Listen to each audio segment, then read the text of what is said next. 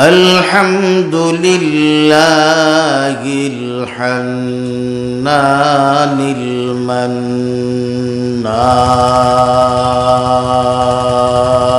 المنان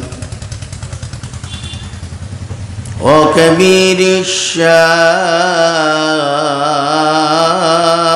الشان وجليل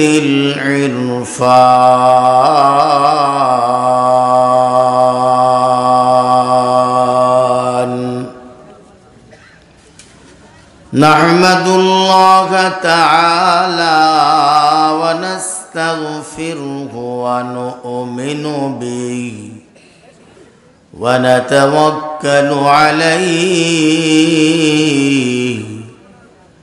ونعوذ بالله من شرور أنفسنا ومن سيئات أعمالنا من يهده الله فلا مضل له ومن يضلله فلا هادي له ونشهد أن لا إله إلا الله ونشهد أن سيدنا وسندنا وطبيبنا وطبيب قلوبنا وأولانا ومولانا محمدا عبده ورسوله أما بعد قال الله سبحانه وتعالى أعوذ بالله من الشيطان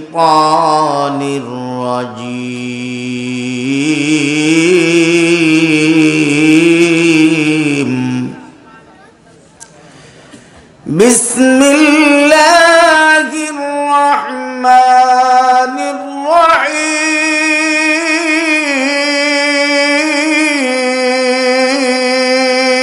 الرحيم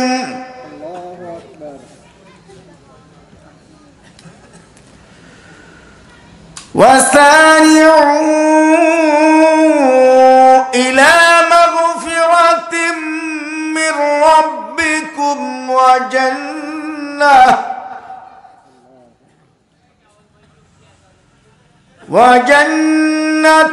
عرضها السماوات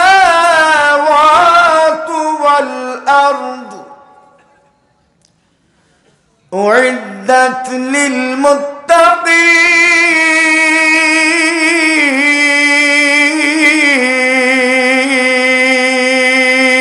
للمتقين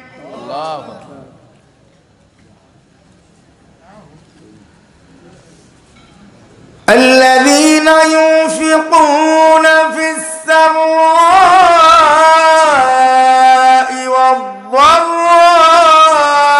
والضراء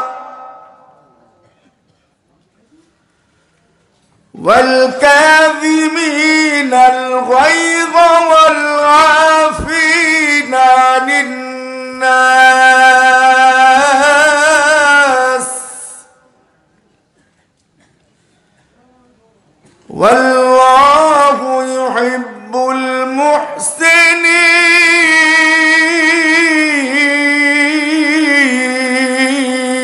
المحسنين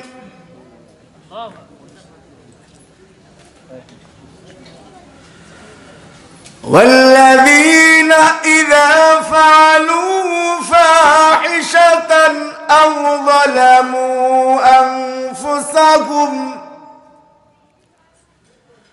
أو ظلموا أنفسهم ذكروا الله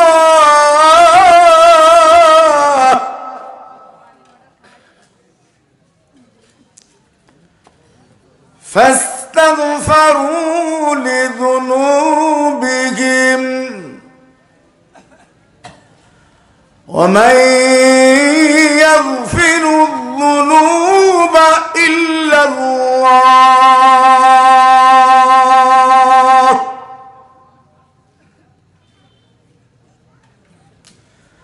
ولم يصروا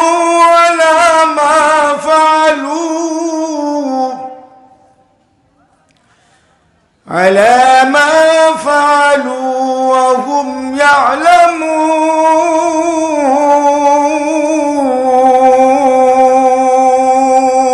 الله أولئك جزاؤهم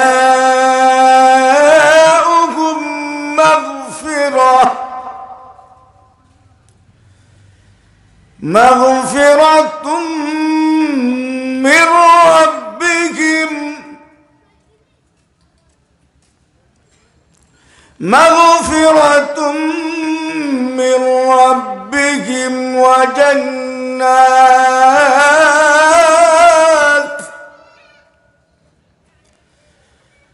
وجنات تجري من تحتها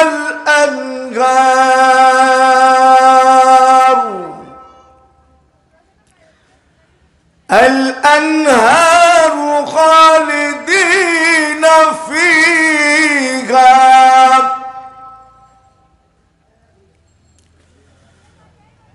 ونعم أجر العاملين.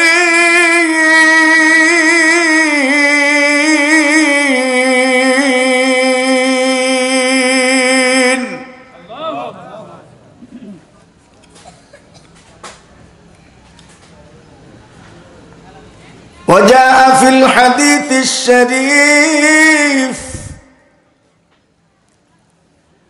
عن عبد الله بن سلام رضي الله تعالى عنه أنه قال: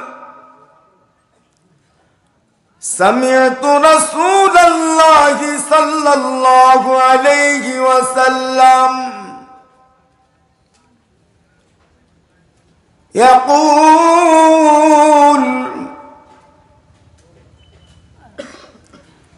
أفشوا السلام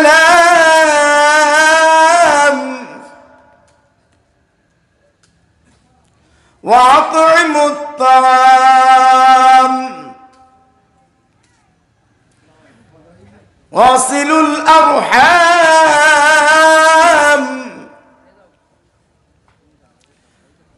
وصلوا بالليل والناس نيام تدخلوا الجنة بسلام. رواه الترمذي أو كما قال عليه الصلاة والسلام.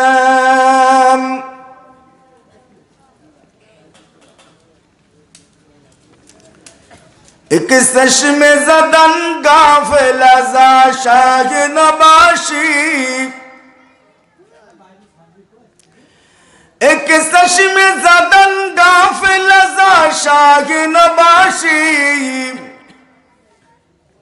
शायद कि निगाह कुनद आगाह नबाशी शायद कि निगाह कुनद आगाह नबाशी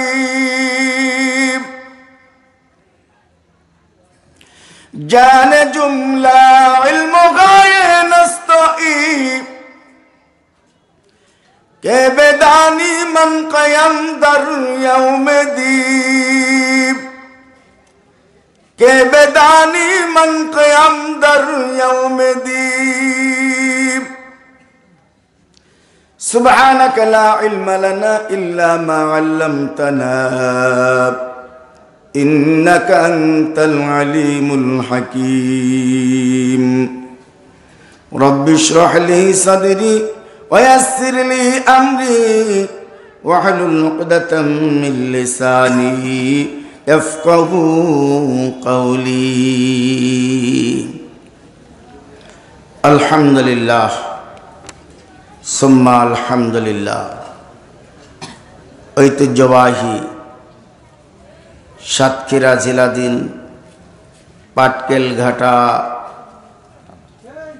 প্রস্তাবিত উপজেলা অন্তর্গত মিঠাবাড়ি মদিনাতুল উলুম কওমি মাদ্রাসা প্রাঙ্গণে আয়োজিত অধ্যকার 2024 খ্রিস্টাব্দের 15ই ফেব্রুয়ারি বৃহস্পতিবার 21তম বার্ষিক আজিমুশান ওয়াজ মাহফিলের সুযোগ্য সভাপতি প্রখ্যাত আলেমে দ্বীন হাজারো আলেমের উস্তাদ আল্লামা মুহাদ্দিস আব্দুল খালিক সাহেব মাদ্দাজিল্লুহুল আলী, সুযোগ্য ইমাম ও খতিব বড়বাজার জামে মসজিদ ও সুযোগ্য মুহতামিম জামিউল উলুম মাদ্রাসা সাতক্ষীরা এবং সুযোগ্য সভাপতি সাতক্ষীরা ওলামা পরিষদ। ইতিপূর্বে গুরুত্বপূর্ণ আলোচনা পেশ করছেন পাটকেলঘাটা কাঁচাবাজার জামে মসজিদের সুযোগ্য ইমাম ও খতিব প্রখ্যাত বক্তা মুফাসসির কুরআন হযরত মাওলানা মুঈনুদ্দিন আল বুখারী মাদ্দাজিল্লুহুল আলী। আরও গুরুত্বপূর্ণ আলোচনা পেশ করেছেন বাংলাদেশ বেতার খুলনার বিশিষ্ট ধর্মীয় আলোচক হযরত মাওলানা হাফিজুর রহমান বারাকাল্লাহু ফি হায়াতিহি। সুযোগ্য প্রধান অতিথি, বিশেষ অতিথি, দিনদার ইমানদার মুসলিম ভাই সব, পর্দার আড়ালে অবস্থানরতা শ্রবণরতা আমার সম্মানিতা ও স্নেহময়ী দ্বীনি ভগ্নীগণ, আলোচনার প্রারম্ভে শুকরগুজার হচ্ছি অন্তরের অন্তঃস্থল থেকে কালিমাতুল হাম কালিমাতুল শুকর, প্রশংসা ও কৃতজ্ঞতার পবিত্র বাক্য উচ্চারণ করে নিচ্ছি যে মহান রব্বুল আলামিন গফুরুর রহিম রহমানুর রহিম রব্বুল আলামিন আমি অধম গুনাহগারকে আপনাদের ন্যায় দিনদার ইমানদার আল্লাহ প্রেমিক কুরআন প্রেমিক সুন্নাহ প্রেমিক রসুল প্রেমিক তাওহীদি জনতার নেক সান্নিধ্যে মহান আল্লাহর মহান কালাম এবং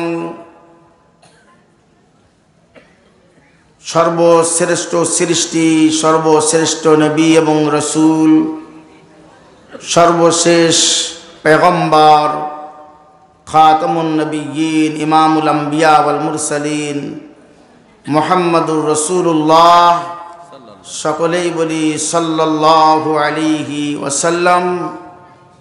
তার পবিত্র হাদিসের আলোকে কিছু কথা বলার নিয়তে উপবিষ্ট হওয়ার তৌফিক দান করেছেন, আলহামদুলিল্লাহ। দীর্ঘ কোনো ভূমিকার দিকে গিয়ে আমি অনর্থক সময় নষ্ট করতে অভ্যস্ত নই, সে সময়ও নেই। রাত একেবারে কম গভীর হয় নাই, প্রায় 11টা বাজে। সামনে ফজরের নামাজ আছে, কথা বলে না, না শুধু ওয়াজ শুনলেই হবে, নামাজ পড়া লাগবে না। ওয়াজ শুনলে আর ওয়াজ শোনালে, ওয়াজের আয়োজন করলেই জান্নাত অবধারিত। কথা কয় না? কবরস্থান না তো এটা, এটাকে কবরস্থান? তা হা হু কিছুই তো বলেন না। শুধু ওয়াজ শুনলে হবে না নামাজ পড়া লাগবে? ওয়াজ কি নামাজের জন্যে না নামাজ ওয়াজের জন্যে? ওয়াজ কিসের জন্যে? নামাজের জন্যে, ইবাদতের জন্যে। প্রত্যেকটা পুরুষ মহিলা যেন নামাজি হয়ে যায়, দিনদার হয়ে যায়, ইমানদার হয়ে যায়, জান্নাতি মানুষ হয়ে দুনিয়ার থেকে যেতে পারে। কথা বলে না? আপনারা একটু মাঝে মাঝে হা হু যদি না বলেন তাহলে কিন্তু ওই ড্রাইভারের মতো হবে যে গাড়িতে হেল্পার নেই। কথা বলে না? বলেন, ড্রাইভার যতই যোগ্য, দক্ষ, পরিপক্ক হোক, যদি হেল্পার না থাকে তাহলে তার গাড়ি কি সঠিকভাবে চলবে নাকি অ্যাক্সিডেন্ট করবে? করবে না? এজন্য বক্তাকে যদি আপনি ড্রাইভারের আসনে বসান তাহলে শ্রোতা মণ্ডলীকে হেল্পারের ভূমিকা পালন করতে হবে। হা হু বলতে হবে, কখনো ঠিক কখনো বেঠিক, কখনো সুবহানাল্লাহ, কখনো আলহামদুলিল্লাহ, কখনো আল্লাহু আকবার। কথা বলে না? আপনারা বলবেন তো ইনশাআল্লাহ? কিছু সময়ের জন্য একটু কষ্ট করা যাবে না? হয়তো বলতে পারেন, হুজুর কথা বলার জন্য আপনাকে আমরা দাওয়াত দিয়েছি, সাদাও কম দেই নাই, এখানে এসেও অনেক দিয়েছি, তা আমাদেরকে আপনি কথা বলতে বাধ্য করার কে? কি বলেন? এরকম কোনো চিন্তা ভাবনা কারো আছে নাকি? যদি কারো থেকে থাকে তার সাথে আমার কোনো ঝগড়া নেই, কলহ নেই, বিবাদ নেই, কথা নাই। আর যার অন্তরে এরকম কোনো চিন্তা চেতনা সংকীর্ণতা নেই, বরং ওয়াজের এই গাড়িটা ঠিকঠাক মতো চলুক এবং গন্তব্যে পৌঁছাক, তাহলে তাদের কাছে আমার জোর আবেদন আছে, আপনারা মাঝে মাঝে একটু সাড়া শব্দ করবেন। করা যাবে ইনশাআল্লাহ? আল্লাহ তাআলা তৌফিক দান করেন। মুসলমান ভাই সব, আমরা এমন এক সন্ধিক্ষণে এই ওয়াজ মাহফিলে বসে আছি যখন পৃথিবীর এক মুসলিম জনপদ প্যালেস্টাইনের আমার মুসলিম আবাল বৃদ্ধ বনিতা ভাই বোন এবং সন্তানেরা এই ধরাবক্কের সব থেকে নিকৃষ্ট ইহুদি সন্ত্রাসবাদের সবলে তারা নিষ্পেষিত হচ্ছে। কথা বলে না? ওই মুসিবত আমাদের উপরে আসে নাই, আলহামদুলিল্লাহ বলবেন না? তবে মুসলমান যদি সত্যিকার অর্থে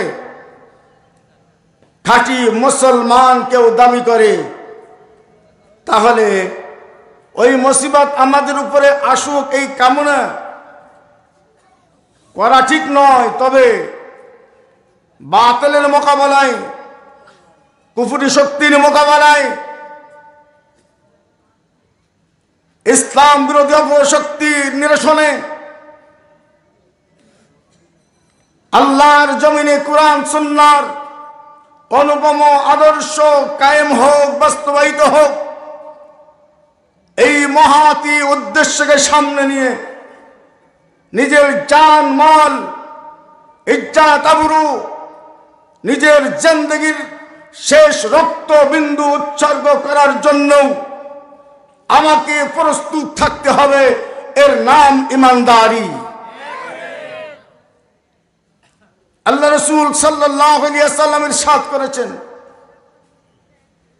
যে ব্যক্তি আল্লাহর রাস্তায় জিহাদ করে নাই, ধর্মযুদ্ধে অংশগ্রহণ করে নাই এবং ধর্মযুদ্ধে অংশগ্রহণ করার লক্ষ্যে স্বপ্ন দেখে নাই, নিয়াত করে নাই, জল্পনা কল্পনা করে নাই, সে যদি মৃত্যুবরণ করে সে নিশ্চিত মুনাফিক মুসলমান।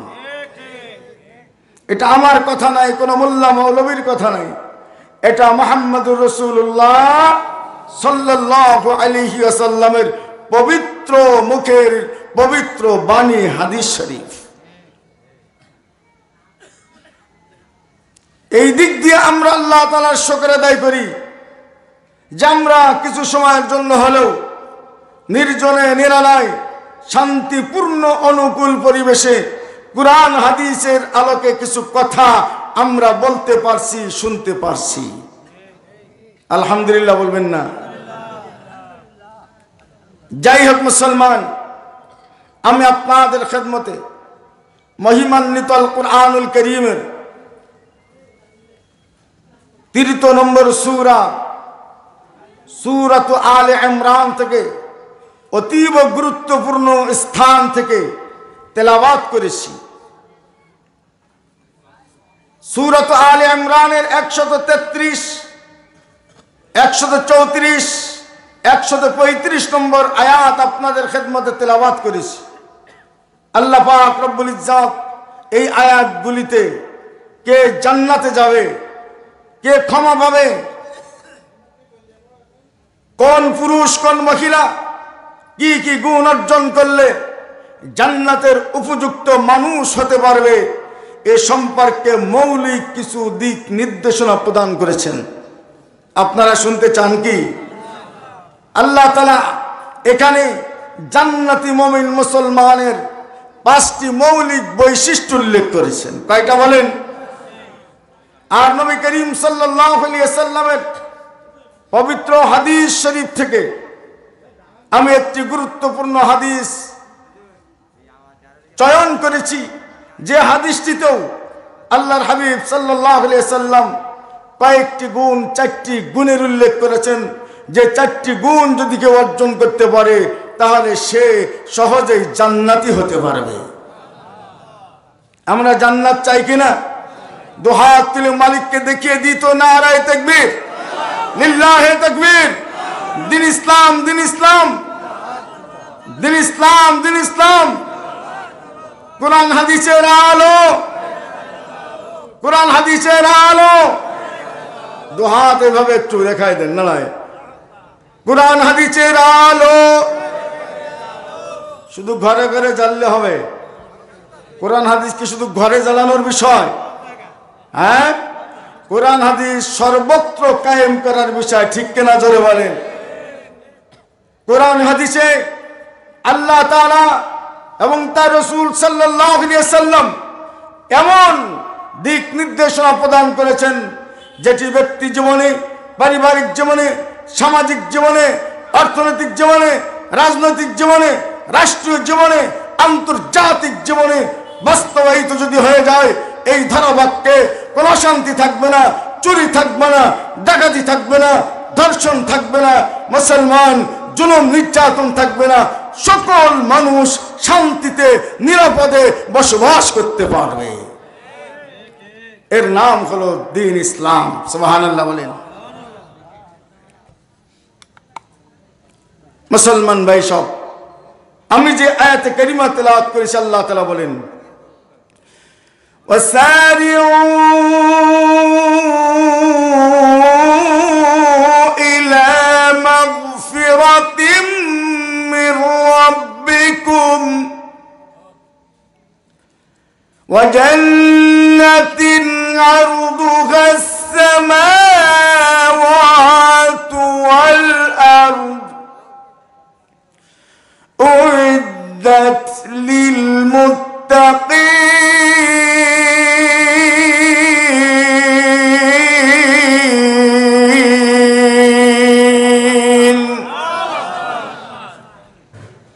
আল্লাহ পাক রব্বুল আলামিন বলেন, হে দুনিয়ার মানুষ সকল,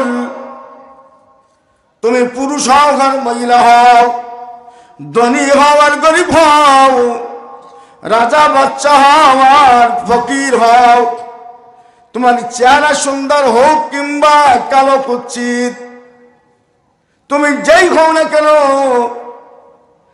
তুমি দ্রুত করো, বিলম্ব করো না, প্রতিযোগিতায় লিপ্ত হও। সুবহানাল্লাহ বলেন। বলে কিসের প্রতিযোগিতা, কিসের জন্য দ্রুত করতে হবে? আল্লাহ তাআলা বলেন ইলা মাগফিরাতিম মির রাব্বিকুম ওয়া জান্নাতিন আরদুহাস সামাওয়াতু ওয়াল আরদু উইদ্দাত লিল মুত্তাকিন।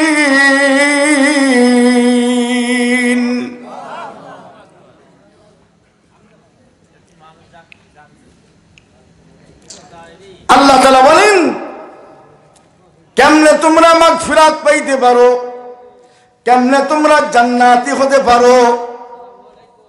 মাগফিরাত লাভ করে জান্নাতি হয়ে যেতে পারো, এই জন্য তোমরা দ্রুত করো, এই জন্য তোমরা প্রতিযোগিতায় লিপ্ত হও। সুবহানাল্লাহ বলেন। আল্লাহ তাআলা কেন দ্রুত করতে বললেন? আমার দিক তাকান। আল্লাহ তাআলা দ্রুত করতে বলেছেন কিসের জন্য? বলে দ্রুত করতে বলেছেন এই জন্য যে সময় খুব কম। কথা কয় না? আমাদের সময় বেশি না কম? কত সময় কম? আমাদের সময় কতটুকু আছে? কথা কয় না? এই মুসলমান, যারা লেখাপড়া করেছেন অন্তত 1 ক্লাস 2 ক্লাস পড়েছেন, তারাও জানেন বছরে 3টা পরীক্ষা দেওয়া লাগে। কথা কয় না? পরীক্ষা দিয়েছেন তো? দেন নাই? পরীক্ষার নীতিমালা কি? নির্দিষ্ট সময় দেওয়া হয়। কথা কয় না? ঠিক কিনা? ও মুসলমান, ওই নির্দিষ্ট সময় শুরু হয় এবং শেষ হয়। আল্লাহ তাআলা আমাদেরও পরীক্ষা নিচ্ছেন, এই পরীক্ষার জন্য একটা হায়াত দান করেছেন আর তার শেষ পরিণতি মউত নির্ধারণ করেছেন। মালিক বলেন আল্লাযী খালাকাল মাউতা ওয়াল হায়াতা লিয়াবলুয়াকুম আইয়ুকুম আহসানু আমালা। মৃত্যু এবং হায়াত এই জন্য আমি তোমাদের কি সৃষ্টি করেছি, তোমাদের জন্য নির্ধারণ করেছি যেন তোমরা পরীক্ষা দিতে পারো। আমি তোমাদেরকে পরীক্ষা নিতে চাই তোমরা কে ওই জান্নাতি হওয়ার জন্য, জাহান্নাম থেকে বাঁচার জন্য উত্তম আমল করতে পারো।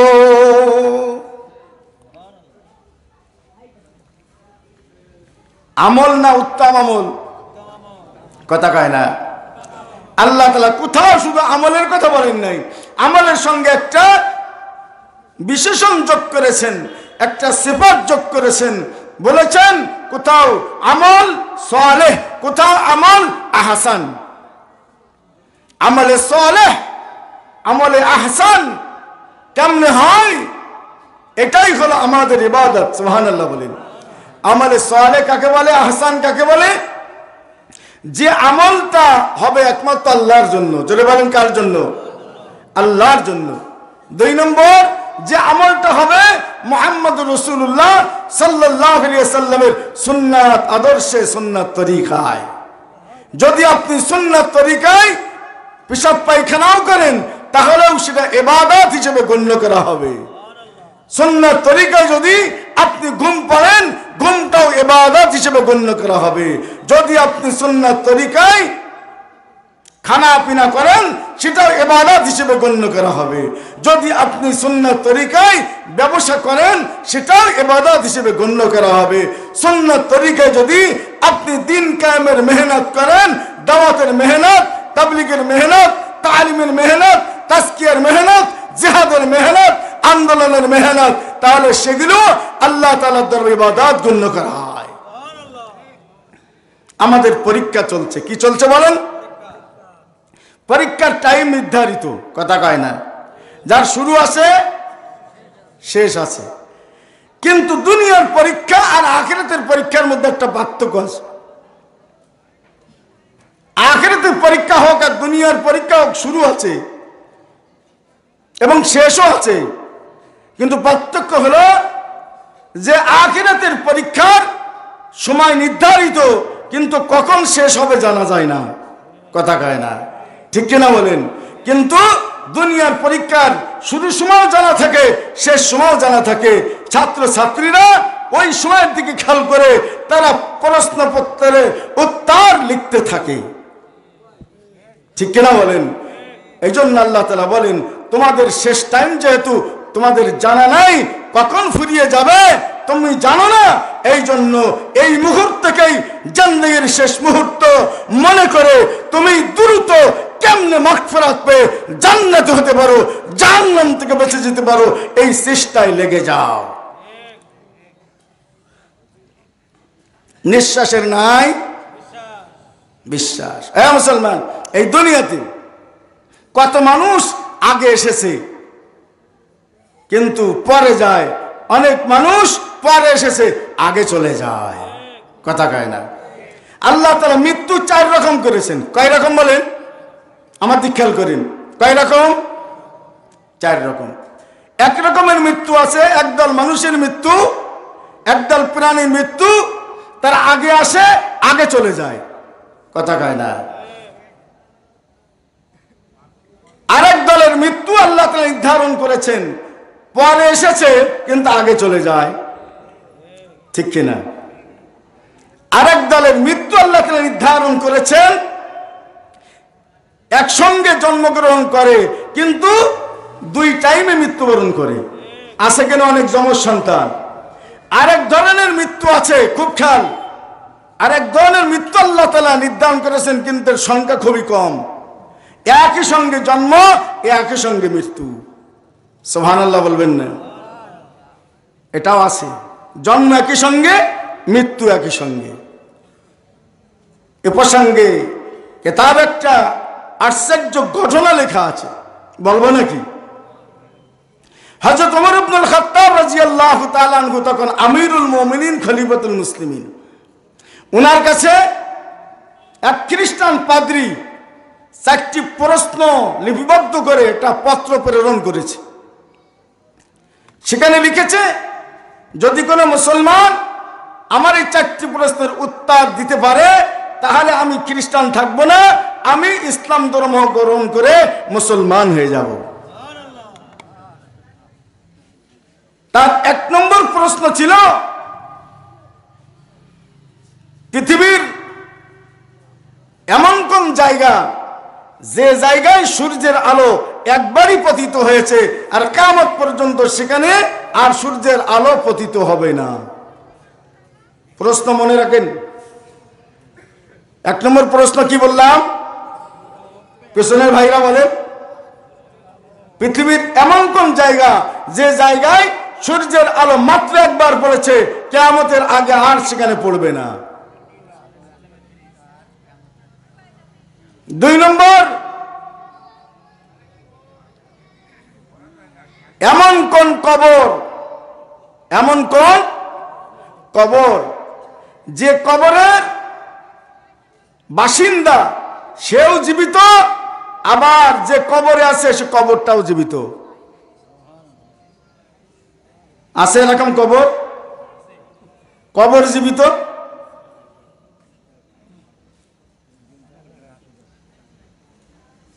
3 নম্বর,